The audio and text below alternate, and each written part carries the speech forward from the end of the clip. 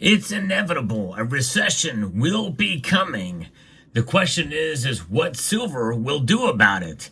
We'll discuss that in this video as we explore.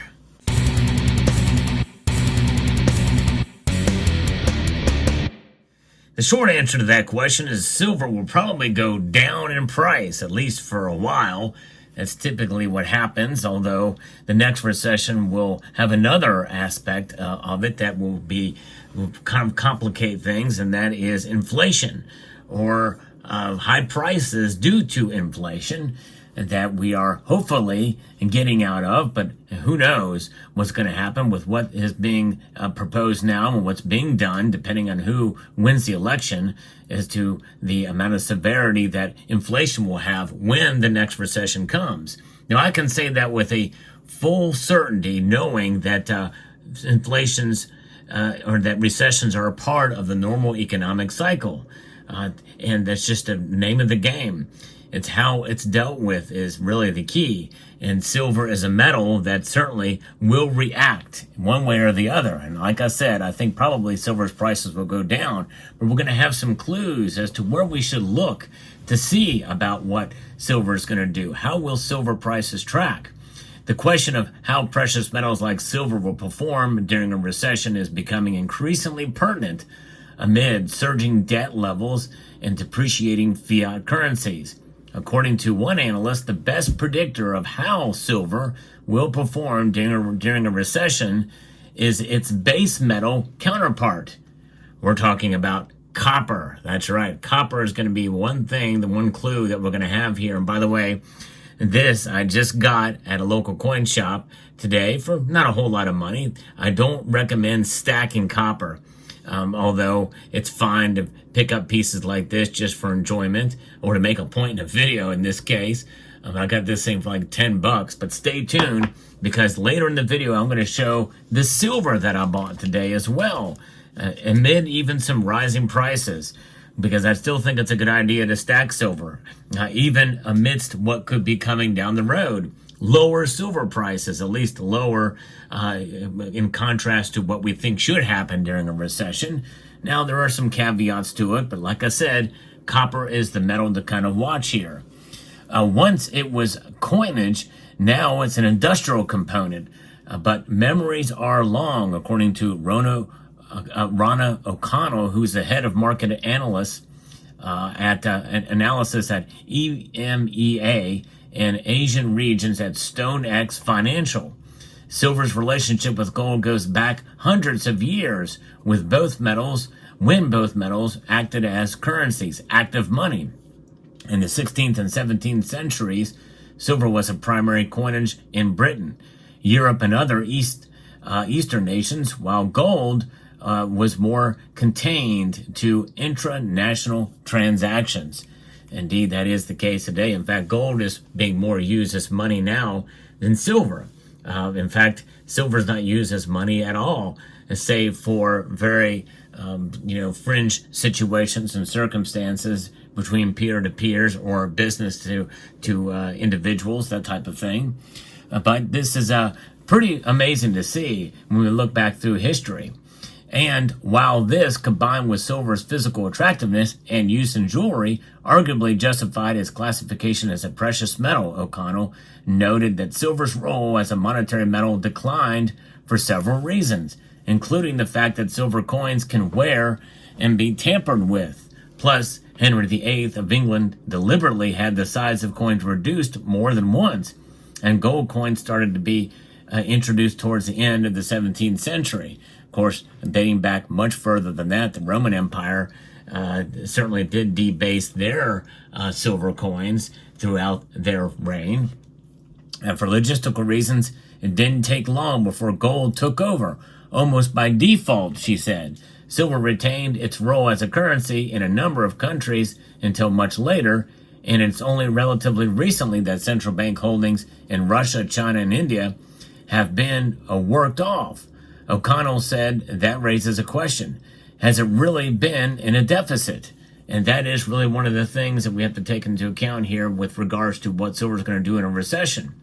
Silver's industrial usage has averaged 71% of fabrication demand. 71%. That is amazing. So like pre-investment over the past 5 years, she noted, long or so before looking at silver's performance against its fellow metals, it's worth taking a swift look at the fundamentals. Although it's generally accepted that silver is a metal in deficit, we need to define what deficit means more closely, she said. Taking the metals-focused numbers for the recent past, for example, shows that the market has indeed been running a deficit, but this is after including over-the-counter investment activity. So let that sink in for a moment. When you think about it, this is including over-the-counter investment activity. If OTC investment activity is removed from the equation, O'Connell noted that for each year since at least 2015, silver has been posting surpluses, albeit that these have been declining, and our projections suggest that it will move into a deficit on a basis before the end of this year and expand thereafter. Those surpluses add up to almost 52,000 tons, or 20 months 2023 average mine production. Investors, however, have been more than equal to the task of absorbing all of this metal, with OTC net purchases of over 65,000 tons over the same period, she highlighted. Of course, investment flows both ways, and if one were to be contentious, one could argue that investment is a sexier way of describing inventory movement. Indeed, that's what's happened. A lot of people have been selling silver.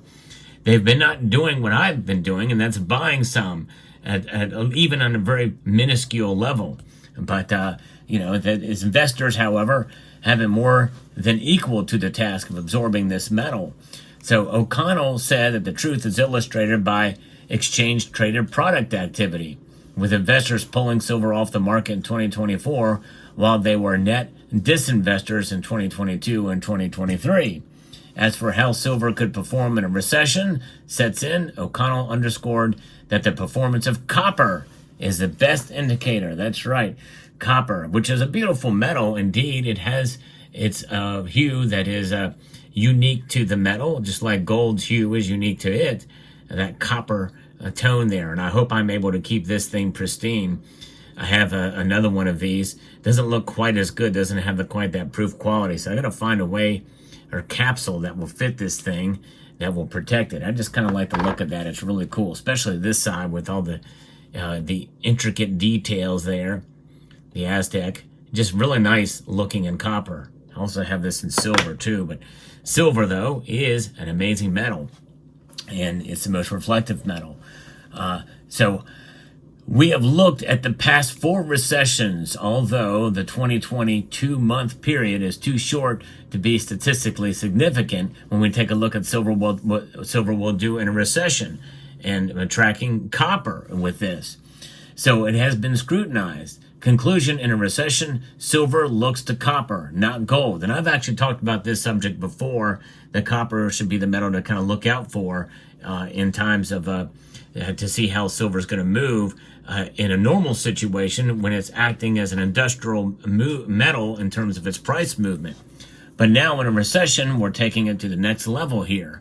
We've noted that when gold is meandering in no particular direction, silver turns its attention to copper, both in terms of price action and, to a lesser extent, correlations.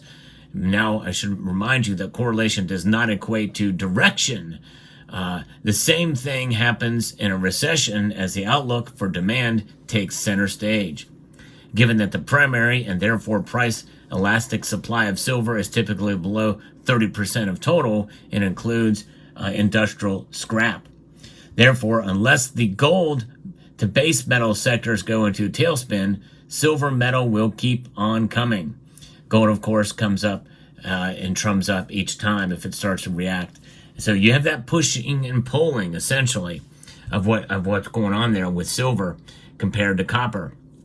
And I love how silver does have that dual nature and dual role. It makes it very difficult to really predict what the price is going to do. but there are factors that move it in both directions. And I think this is one of the reasons why you're seeing the silver to gold ratio widen so much. Well, because it's tracking along with copper. And copper in recent times has traded at near all-time highs. But I do think that silver is starting to follow along that and being pulled up to some extent. But in a recession, well, copper likely will go down because there'll be less demand for the goods, products that involve copper. And so by association, especially considering that silver is mined as a byproduct of base metals like copper, lead, and zinc, its price is likely to go down too. But because those metals will be less in demand, that means they may be mined less. And with inflation, still here with us and sticking with us, more than likely that means that silver's prices, though they may go down, not by much, and maybe not for long. So silver in a recession during the midst or at the tail end of it could climb right back out again until they start mining again, until the economy recovers. And then once that recovery does occur, you're going to see more mining for silver and more demand for silver, and that could cause prices to really go up. So that's something to think about. Now, what did I buy? Well, I did get some new silver, and, new to me. This is actually a piece. This is the original Freedom Girl round, the most popular of the Silver Bullet Silver Shield series from 2013. So I didn't have this in the stack, and I got it out of the junk bin. That's right. And you will find stuff like this that likely may be a little bit more collectible out there on social media platforms and what have you among collectors. But look out in your quote junk bins. I don't like to use that term either, but your what's referred to as generic silver bins. And I found some coins in there as well too. But this is one that I kind of wanted to add. I have this in proof as well, and this just goes back to the beginnings of this channel. And this round was quite popular during the time. So adding this to the collection there and to the stack, however you want to view that. There's one round. I put it back in its flip there. The next one, by the way, I got that round for about $1 above spot price today. It's about $32.50. This I got for $33. That's right. And this is being sold on many dealer websites and even on eBay for quite a bit more than spot. Although looking at the completed listings, I got still a good deal on it, but not a smoking deal. But still, about $1, a little over maybe $2 over spot. It would have whatever that works out to, $1.50 over spot.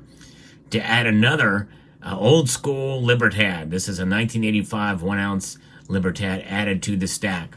Also comes in a flip. They gave that flip to me for free. They flipped it. That's right. And I flipped it. Nice. So 2 more ounces added to the stack. And I actually have some on layaway as well too. But there it is. So the encouragement of the day is see what silver does during a recession. To sum up, likely will go down some before climbing back up again towards the mid to end of that recession, considering inflation is with us. And we'll see it probably rise up even more dramatically, at least to some extent, at the end or once the economy recovers. Let me know what your thoughts are down in the comment section below. And what are your thoughts on copper and tracking it along with silver too? I'd like to extend a multitude of gratitude to you all for taking the time to watch.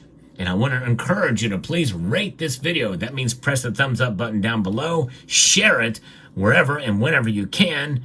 Comment and subscribe.